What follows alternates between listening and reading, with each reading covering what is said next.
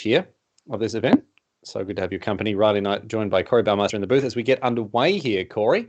And both players look to have kept openers of 7. Am I correct in saying that? Looks like it. Yeah, Martin maybe mulligan. Nope. He kept 7 as well with a great hand. And, you know, there's that very key thing of Thoughtseizing that Tyrant Scorn. And after that, it's a bunch of ramp cards. But Martin Juza is going to kind of just get to go nuts. And even has the great combo, Riley, of Deadweight Encore Spirit Dancer that we've seen before. Indeed. Very powerful indeed. Yep, just black, draw a card. Oh, and a SRAM as well isn't too bad. There's another Core Spirit Dancer as well. So Martin's going to have plenty of cards here. William's certainly going to be behind the 8 ball there. And you see another SRAM. This is going to pick up 2 cards as we see now a cartouche played on the Spirit Dancer, of course, which will give it +3/+3. El Siege Mastodon comes in for 3 damage. Back now to Jensen, who is in a position to, continue to ramp, but not a lot going on in his hand here, Corey. Yeah, not really. Right now, what William Jensen's really looking for, since Juza doesn't have that Kaya's Ghost form, he has a lot of cards that are really good outs right here. The Shadow's Verdict and Extinction Event. Extinction Event, Martin Juza has a large amount, if not really all of the creatures, that are even. Luris is the one exception, but that is, in the companion zone. So Extinction Event and Shadow's Verdict without Kaya's Ghost form does some serious work here as well. Yes, indeed. Let's see if William can find it here. So here he goes for. It's got those Cultivates, a key card in this deck. The Sultai Ultimatum list really does rely on its RAM spells. Resolving 7 mana sorceries is not an easy thing to do in a format like Historic. And the deck is quite reliant on these powerful RAM spells in order to actually get there. And you can see here, firing off an Explore first, not finding any card of note, just a Narset, and then now a Cultivate. We have seen Narset do a little bit of work in this matchup, but the card draw thing is not as effective as you'd think, because you can just attack the Narset with your creatures. Exactly, but then we saw in that last matchup with Andre where that Narset just kind of destroyed Paulo. So there's situations when it can be good. This situation not being one of them. And there are some draws here where Juza just wins this turn. Like if we can get 1 All That Glitters, we're all done here. And even not, we just drew Kaya's Ghost form, which is excellent against everything but Emergent Ultimatum from William Huey Jensen next turn. Yeah, a great insurance policy here for Martin as he picks up a Kaya's Ghost form. You see the Core Spirit Dancer does get dead weight cast on it.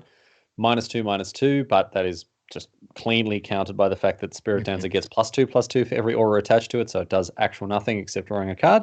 GRS going to pick away the Narset here, see that the coast is clear, and this will mean we'll see a big attack and no Kaya's Ghost form post-combat because there's no more black mana. All right, I think we know what we're looking for here. I think Huey's going to come down to the same conclusion that Narset dig for Extinction Event. Without playing that Kaya's Ghost form, Extinction Event will buy a lot of time here. Yep, down to 7, but Huey not out of it just yet. Oh, no good, but Commit to Memory is not a bad one.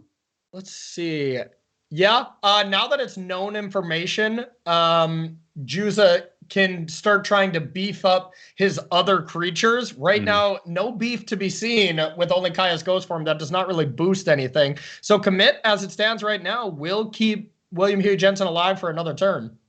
Another Ghost form off the top here. Now, user does have the opportunity to draw a ton of cards here. You can play another Core Spirit Dancer and a Kaya's Ghost form on that Spirit Dancer in order to draw 3 cards. I'd be tempted to make a play like that here and use this position. Let's see what he goes for. Yeah, something like another creature like Core Spirit Dancer and just Kaya's Ghost form up everything that isn't the obvious Core Spirit Dancer that William Huey Jensen wants to pick seems viable to me. I could also see just Kaya's Ghost form jamming on in right away. Yeah, of course, step 1, got to deal with Narset. Can't draw any cards while that's on the battlefield here. Let's see if this prompts a response from Jensen with the Commit ready to go. Even with the Commit, this will still kill the Narset, of course. Yeah, this was a great attack by Martin, not playing anything else until this decision gets made. Really no option here. Huey doesn't have a good commit target right now. The only reason you want to commit now is to just stop more card draw in the second main phase, but now Juza has the luxury of knowing that he can strap up every creature and there's not going to be anything targeted towards that creature, at least on this turn. So here's the second Spirit Dancer. We're going to see another Kaya's Ghost form here. Draw 2 cards. Looks like we got one draw and an Emergent Ultimatum here, as far as I can see from Huey's side. Could whack another Ghost form on the SRAM. Draw another 2 cards. I don't think he's played a land for this turn, so if he draws like land Cartouche or land Sentinel's Eyes or something like that. Yeah, I don't see a reason not to Kaya's Ghost form the SRAM. Just because you don't really want to double load up Core Spirit Dancer with Kaya's Ghost form. That doesn't really do anything. Oh yeah, here we go. Deadweight. And we're going to see the classic play here. We've seen Bogles players do this so much this weekend. Cast a Deadweight on my own 0-2. What a power play. Oh my God. 4, 5, 6, 7. Oh, we are a little short, but how cool of a combo is it to play Omniscience and then Memory? That would be absolutely bananas. Although you can't cast the Memory from the Omniscience, unfortunately, as it's in your graveyard. It is just play from hand, of course. But if you do get to do it, if you get to untap with it, oh boy. Yeah. I mean, if you get to untap with an Omniscience, you're not in too bad a shape. Yeah. Right, both players getting fresh hands here makes sense. Jensen's hand looked a little bit more like a foot. And, those are some nice hits from User, though. Ooh, some nice hits. Double Thoughtseize. That is not what you want to let your opponent untap into after casting a wheel. Double Thoughtseize plus a huge hand is an all that glitters. I wouldn't be surprised if there's probably a world in which User just wins the game here on this turn, I think. Oh, yeah, this game's over. We're going to see a Thoughtseize put on the stack here. Huey is probably just going to concede on the spot. There's really nothing.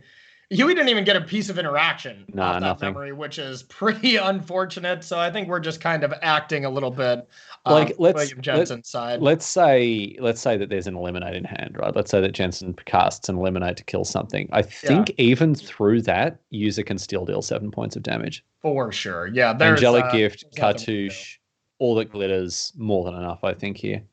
Yeah, and that's not even counting the 6 cards that you would draw from just playing those spells as well. Yeah, exactly. So, yeah, User's got this one nice and wrapped up.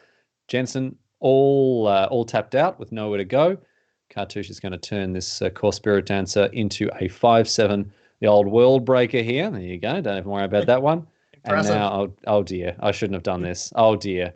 What's 12-14. Oh, man. Oh, forget it. All right, in it comes Core Spirit Dancer, knocking Huey Jensen down to -5 with first strike, 12 damage. And that's all she wrote for game number 1 there. Orzavor's taking that game rather comfortably, really. Yeah, really did seem like a pretty easy game. You know, that turn 1 duress to take Tyrant Scorn. Everything else just came pretty trivial, and it was just William Huey Jensen. Can you draw this Emergent Ultimatum? If not, it's going to be a game going to Martin Juza. I think a lot of those games are going to play out like that, but I think I can speak for all of Twitch chat. We just want to see this Emergent Ultimatum and see these new flashy cards. I mean, come on, one time. Well, let's see if Jensen can do it this time around. See the sideboarding there. Trimming out some of those big, expensive, clunky cards like the Epiphany, like the Omniscience. So we're not going to see that Omniscience combo pulled off. But, you know, I think Jensen's more worried about managing the board. You see there Shadow's Verdict. You see extra copies of Narset coming in here. So it does look like Narset, people do consider it to be a useful tool against the Bogles list here, Corey. Yeah. Yeah, it definitely is. And honestly, it's a useful tool as in it finds Extinction Event, it finds Emergent Ultimatum, and then it at least prevents 1 card draw. It's just better than the other alternatives, I would say. Slow start for both players here. No 1-drops to speak of for either of them. You can see their User sitting on a Duress and a Thoughtseize. This is a deck that I think will benefit from the addition of Inquisition of Kozilek coming in the Mystical Archives here. Definitely. And speaking of that, William Huey Jensen's deck is definitely a deck that would benefit from Brainstorm, being able to shuffle away some of these awkward cards you draw. And I just think with, I guess we don't have any bindings, but in the old Ultimatum lists for Historic that still played Yorion, played Binding the Old Gods, Brainstorm with that Chapter 2 on the stack seems so cool. Yeah, it's not too bad. Brainstorm are going to have a big impact on Historic. I mean, Historic's going to be unrecognizable, I would say. Yeah. In a couple of weeks. It's going to be absolutely unrecognizable. I can't wait to play now for User. I just want to Stone Rain people, dude. Really? Okay, for me, I Husband. want to play some Simic decks with Tamiyo, Collector of Tales, Time Warp, Brainstorm. Boring. Oh, come on. You ever taken a lot of Boring. turns? It's pretty fun. Okay, listen to me. We are supposed to be here to delight and entertain, not send Yeah. people to sleep. All right? Okay. You know what I want to play? I want to play Stone Rain and Manatide in the same deck. All right, you nerd. That's what I'm doing. Oh, wow, you're calling my deck idea boring, and all you want to do is destroy target land, Yeah, huh? and then they can't pay for their Manatide. Perfect. Perfect plan. See, this is what you don't understand about this is perfect deck building. You may not like it, Corey, but that's what peak deck building looks like, all right? You Stone We Rain them, and then they cast something, and then you Manatide it. Oh, where's the land you would have to pay for this Stone Rain or for this Manatide? You don't have it because they Stone Rained it. Nice Okay, try. I will say one of my favorite decks I've ever played of all time was Stone Rain, Magnivore, Wildfire, Shenanigans. You would boomerang their land on turn 2. Admittedly, I did have a lot of fun there, but I wouldn't say my opponents enjoyed any of those games, nor were they friends of mine at the end of them because they hated me after What that. was that? So, What was that card you said before? The is that a blue boomerang, card? Oh, boomerang. Boomerang. Right. Okay. Yeah, Sure. it was Yeah. totally boomerang. Yeah, Very appropriate for one such as yourself, thank you, buddy. a magic boomer such as you, Corey I'll Barmaster. wear it proudly. I'll wear the Oh title yeah. proudly. Oh yeah. I don't know why I'm making fun of magic boomers. I'm sort of like this magic generation X. You know what I mean? Yeah. Like not old enough to remember all the super old cards, but like I remember playing Magic the Gathering online like a lot. So I mean, I I did don't that know. 2 days ago. Is I got that a a foot, boomer but thing now? okay, I boomer. guess Okay, so. boomer. Okay, boomer. Here's another thought seize now for user. He really is tearing William Jensen's hand to shreds, and this is one of the key strengths of going into Orzhov in this Auras list. The fact that you do get much better interaction, not just on the board, but also being able to rip people's hands to bits. It's just Yeah. huge. That's really huge. And we see a nice decision here from Martin Juza. Oh, that Golos was insane. That was What such a a sick rip! draw. Juza What is not a going to be rip! happy about that. Yeah, But I was going to say Juza made a smart play of leaving Duress in hand to deal with Emergent Ultimatum next turn because it is the most powerful play. But now we just get to activate Golos. I mean, Golos is going to be insane here. And normally we think you need all those colors. The world tree in the bottom left-hand corner of everyone's screen allows you to have mana of any color for Golos. yeah. The World Tree really changed things in that regard. Previously you'd have to rely on Cascading Cataracts. Is that the card that I'm thinking of? The one that's The indestructible. indestructible land. Yep. Yeah. That was the. Oh, geez. I wasted that wild card. Wasted the wild card crafting that one. If only I'd known that the world, nearly a year later, the World Tree was going to come along and solve all my problems. But did you have fun with the indestructible land while you could? Yes, I guess I mean, it's the sunk cost fallacy, right? I've got to convince myself that I did. Here it is, Golos, and that's a bit of a whiffsky. Although the Tyrant Scorn's actually not too bad here. Hey, Tyrant Scorn's great. Kaya's Ghost Form is not on there, so you don't have to bounce it. Bounce doesn't really matter right now because Martin Juza has about 1,000 core Spirit Dancers in hand, so he's not too concerned, but still, not a bad pickup. 7 mana Doomblade is not exactly where you want to be, but this time Martin Juza is going to hop down to the insurance company and pick up a life insurance policy for this core Spirit Dancer and a Demonic Vigor. Now, Corey, tell us all what Demonic Vigor does. Demonic Vigor is definitely an interesting one. It's just is it? And what is it about the card that is so interesting, Corey? Tell me very quickly before you get a chance to look it up on Scryfall. You are really throwing me under buses today, aren't you? Listen, you are as a we monster. all know, Demonic Vigor, it gives it an enchanted creature +1/+1, and when it dies, you return it to its owner's hand. So it's basically just Kai's Ghost Form. It's Kai's Ghost Form light. And I just knew that. I wasn't bullying Corey to give myself time to go and look it up myself. Definitely not. I can hear you clicking as we speak. I'm not going to lie. All right. Emergent Ultimatum on the stack. Let's go and grab these cards out of Jensen's library. He's picked some spicy ones, as you saw there. And now it's up to user to pick which ones he wants Jensen's to have here. That is a much better Golos hit here. Sublime Epiphany and Emergent Ultimatum. That'll do. Yeah, that's a little bit better. Even a little Cultivated as a kicker as well. So Alrund's Epiphany plus the Elder Gargaroth. So that means the Scholar of the Lost Trove isn't going to stick around. And I think we're done here. Oh dear. Let's copy a Gargaroth. Let's take another turn. Yeah.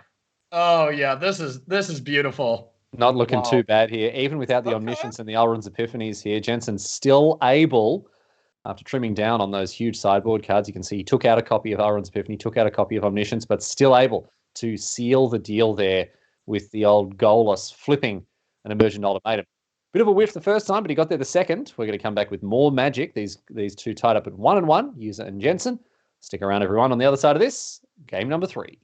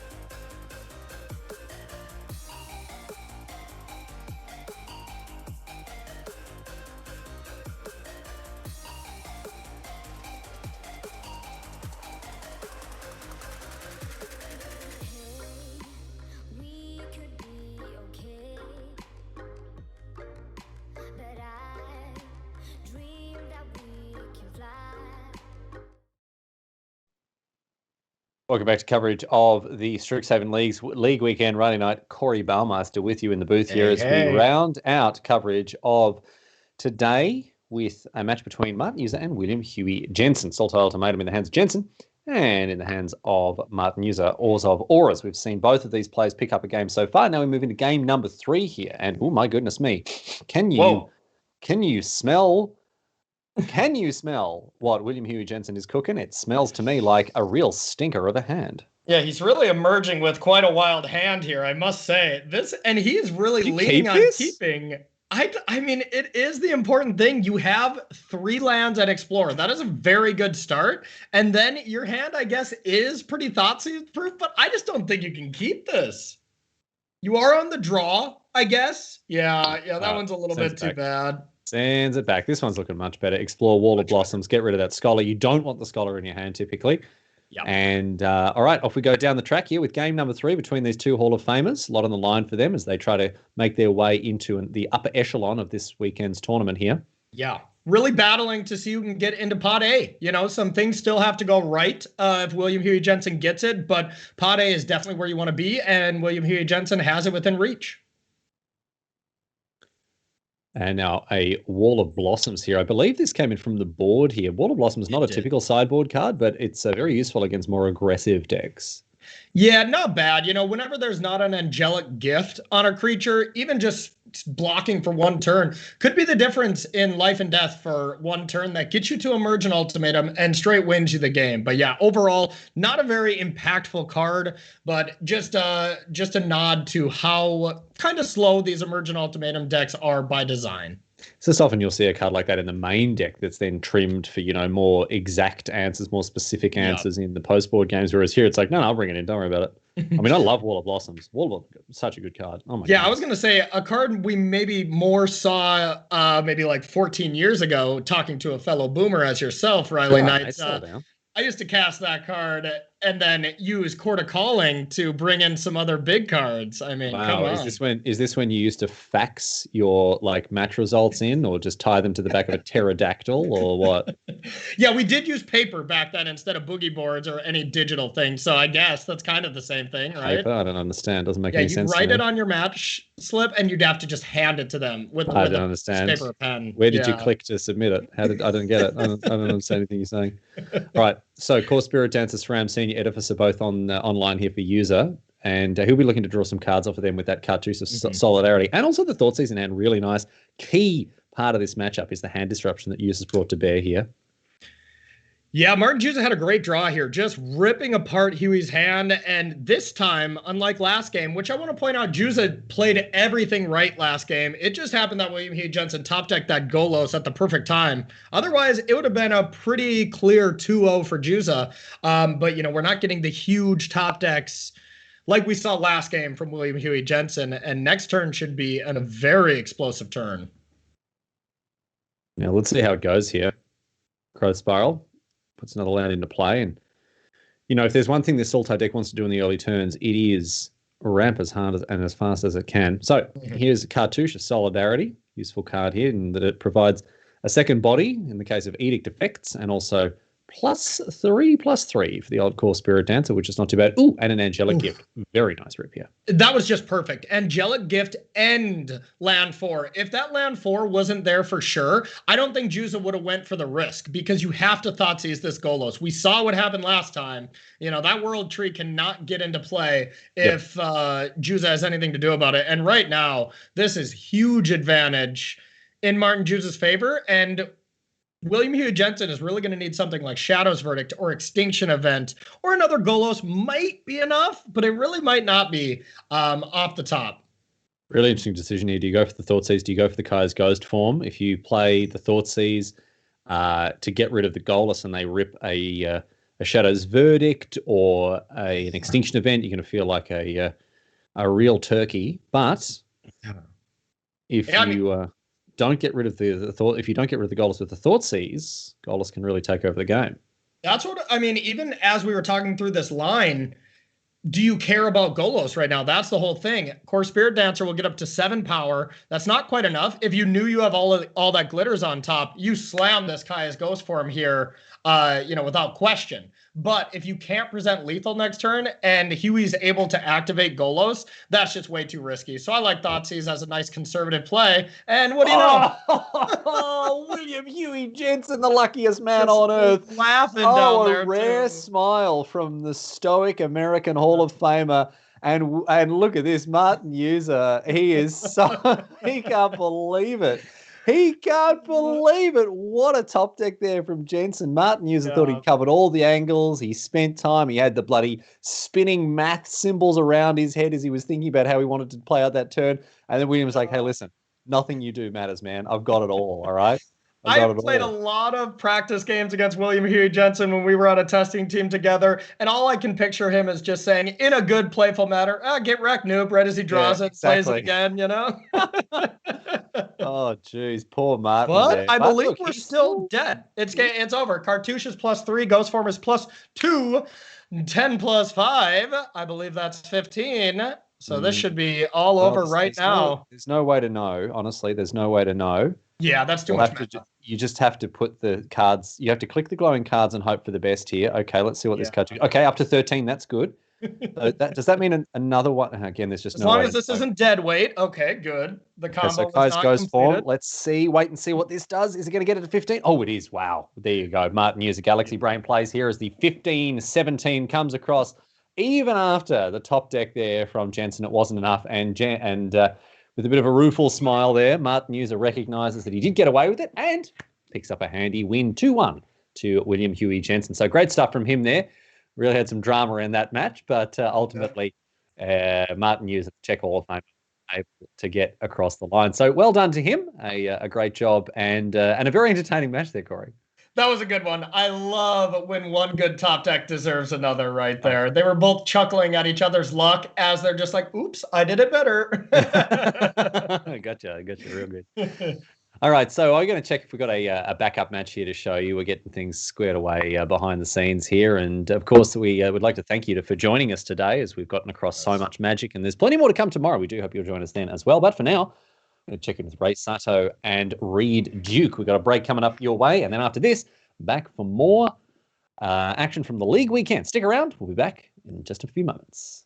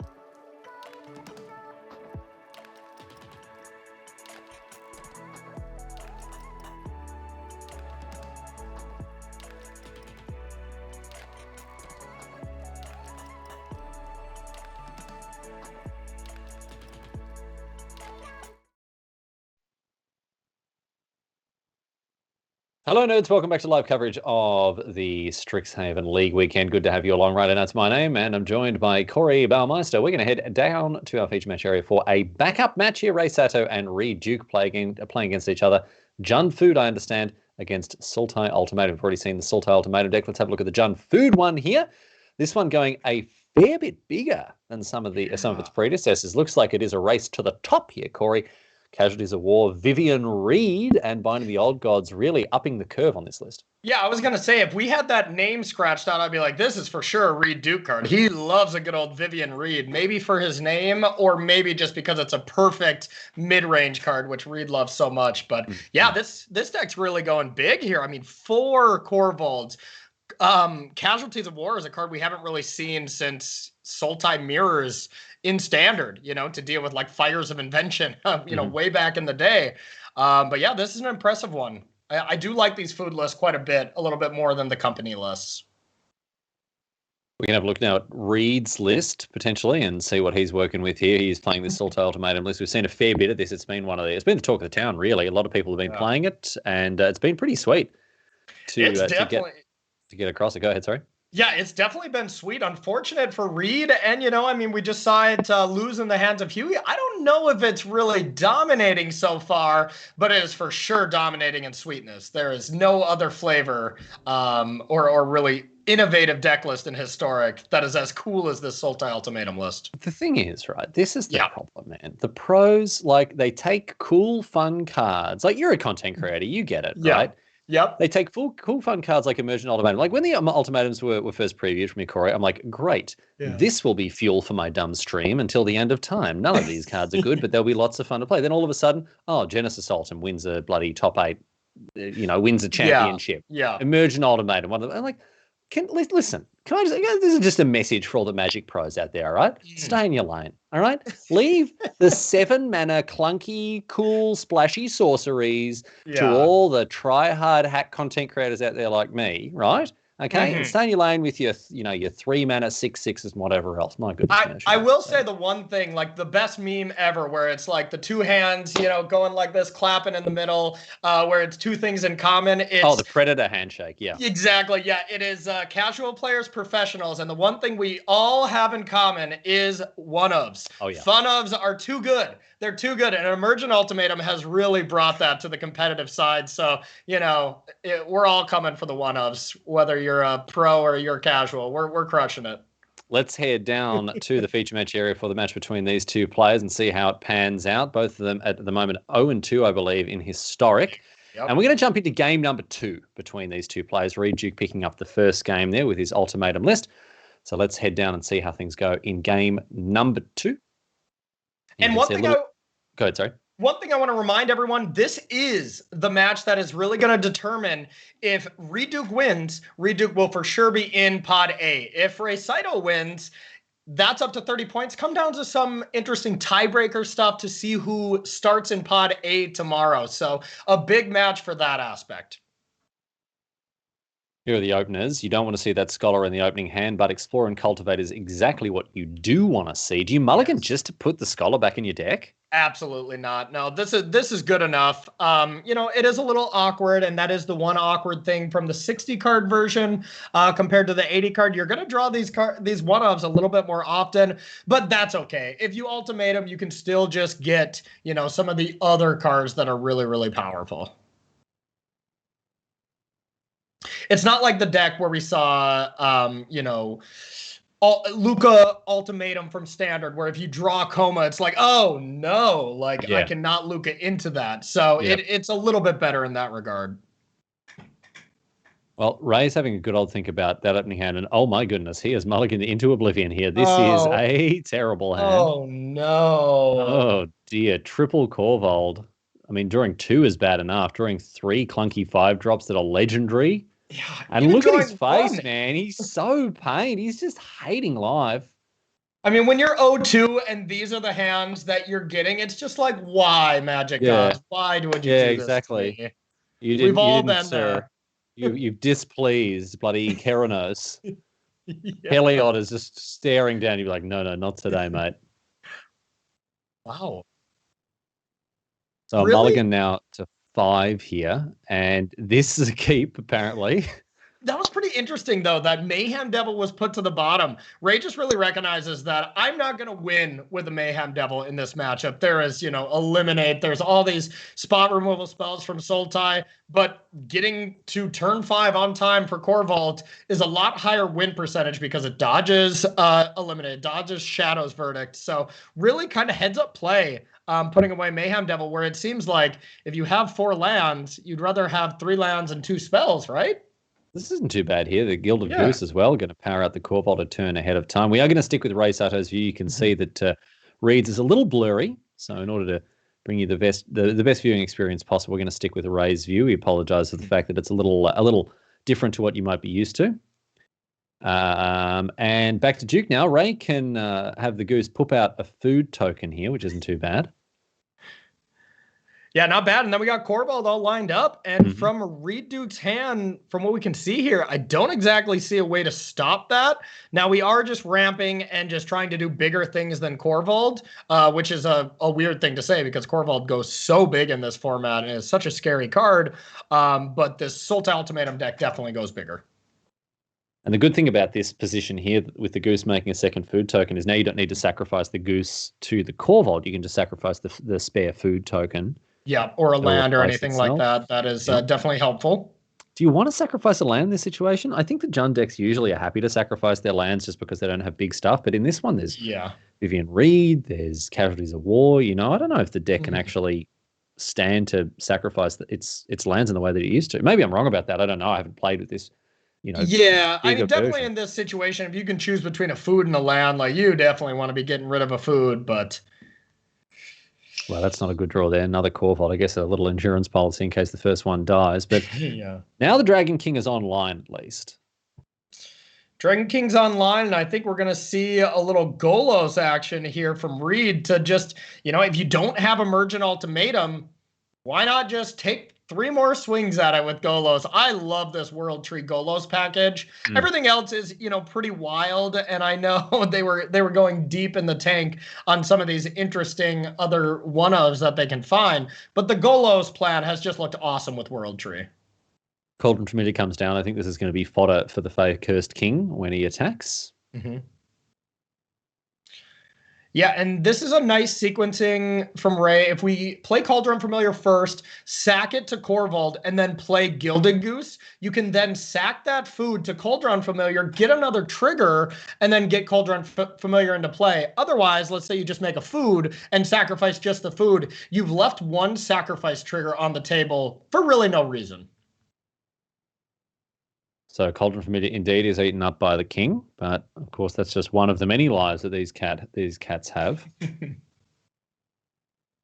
And here's the really sweet thing here from this Sultai Ultimatum deck. Like, sure, take a Thoughtseize. You're not taking land number 7 that I need for Golos. So no matter what, Reid's going to be able to just activate Golos. And if there's Emergent Ultimatum, Omniscience, stuff like that in that pile, the game's going to end. Ray's having a quick read of this card. Hang on, what does this thing do again? I think we all did that at the start of today. Starting at round 4. Oh, no, I knew. Give this one a read. I knew, dude. Don't worry about it. I'm a professional. Don't worry about it. Yeah. How did you get that that Mystic Archive card, though? Did you nail that one? Which one was that? Sorry, the Mystic, the 1 colorless, 1 blue. The card that you don't even know the name of, Mystic Sub. Yeah, I really butchered trying to burn you on that one, huh? Corey, name any card in Standard and I'll tell you what it does. Any card. Any card? Any card that's legal in Standard. All right, well, Standard's easy. Historic is the real mystery. So I'm not. I'll back myself in Historic. I'll say 95% of the cards in Historic I know. Okay. I'll just trust you on this one. How about that? I don't have to prove it. That's fantastic. That's a big win for Riley there. Yeah, that's what co-commentators do. They don't drive each other over with a bus, No. Zero sum game, mate. If you're succeeding, if you're having any success as a commentator, it's some success that I could instead be having. So no. You're a good friend. Friend, Riley. Yeah, thank you. I'm the best. Friendship is a zero-sum game. If I'm not being the best friend that I can be, someone else is, Wow, that's pretty selfish of you, I must say. Wolf Willow Haven now for Sato. Looks like he's thinking about casting it. The other option, of course, is he could make a food token. Mm-hmm. Pretty similar. It doesn't matter too much here, the order of it. I think I like the Wolfwillow Haven first, but it's really such a minor detail because you can just activate these Gilded Goose at the beginning of your next turn, sack Coulter Unfamiliar, kind of do the same thing you're doing now. All right, here's the big turn.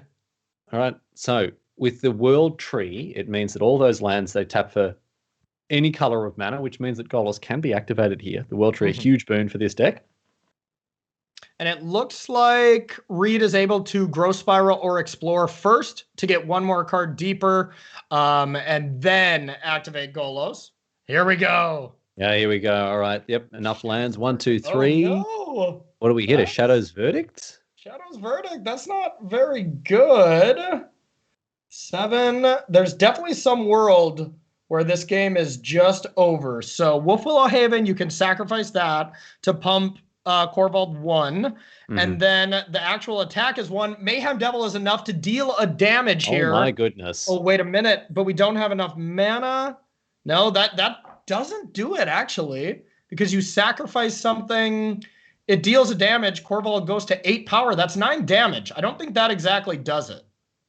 So Mayhem Devil provides a little 1 damage bonus here when Corvald comes across. See, Corvald probably just going to sacrifice a land here. Yep. And this will put Reid just to 1 life. If there's anything that can be sacrificed here, like a Witch's Oven or something, that doesn't do it. Trailer Crumb's 1 mana short. Yeah, it looks like Reid's going to get one more time to spin it. Spin the wheel here, Reid Duke. Let's see if he can do it. 1 more mana would win on the spot here if it were an oven or anything that could be sacrificed under its own steam, a Woe Strider, something like that. Then Rei would have got it here with thanks to the Mayhem Devil. But as it is, wow, so frustratingly close. And this is from a mulligan to 5 as well. Just shows the power of Corvald. And here we go. All right. No. 1, 2, 3. Tyrant Scorn, Explore.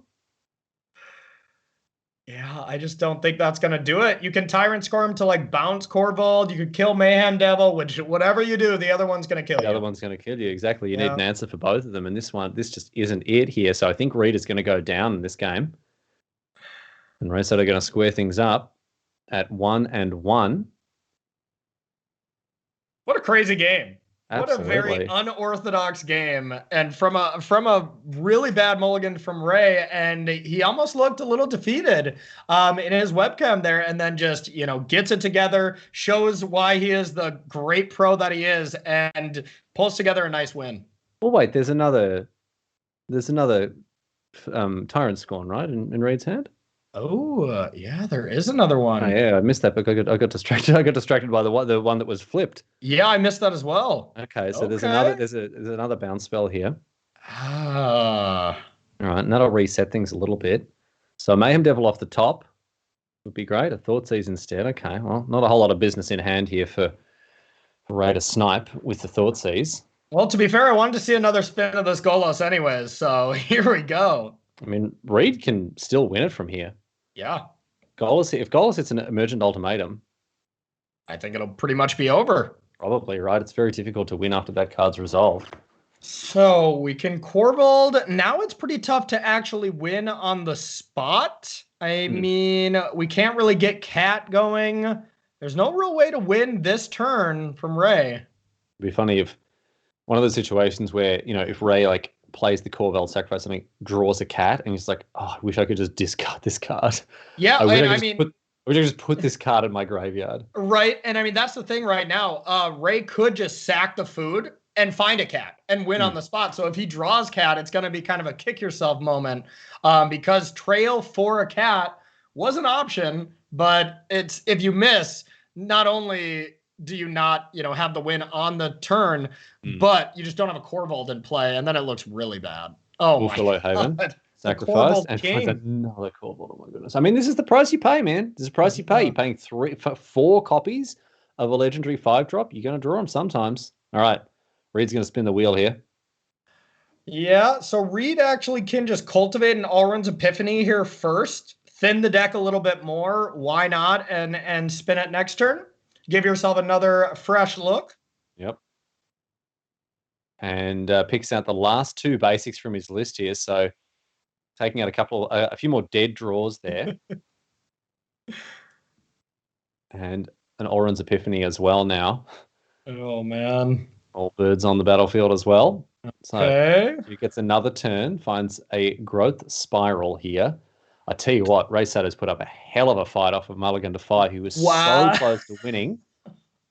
And what have we found here? Is it just double Wall of Blossoms?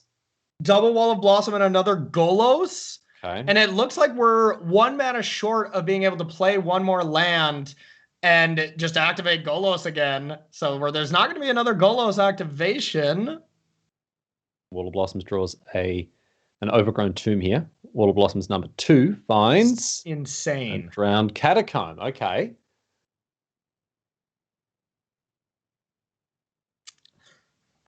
So as you say, 1 mana short, just 6 mana on the battlefield here for Reid. So there's not going to be a second Golos activation. And back to Rei. Golos here, but this land importantly comes into play tapped. Mm-hmm. Oh. Castle of Antris. Wait, what? I'm sorry. I mean, we can't see the land count exactly from here, but it looked like we did not have enough land.